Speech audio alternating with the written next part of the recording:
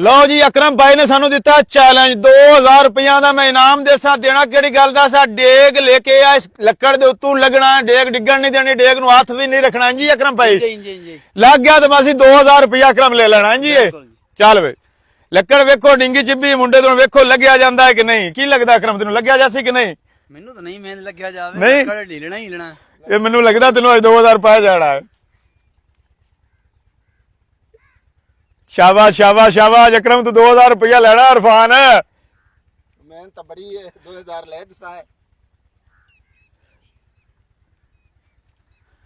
शाबाश शाबाश शाबाश शाबाश शाबाश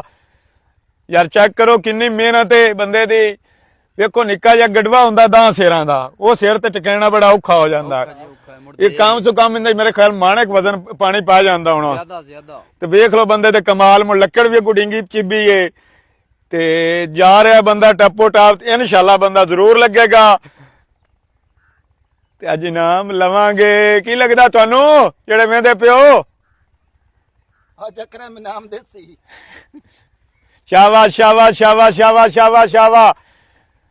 उथों मुश्किल होना ओ एंड तू जाके सारा ही है उथों लक्कड़ गुबरीक हुंदी जांदी है ना मुश्किल तो है सारा ही काम शाबाश शाबाश शाबाश शाबाश हाँ अकरम की लगदा तेनू 2000 मैनू लगदा तेनू पौंदा दिसदा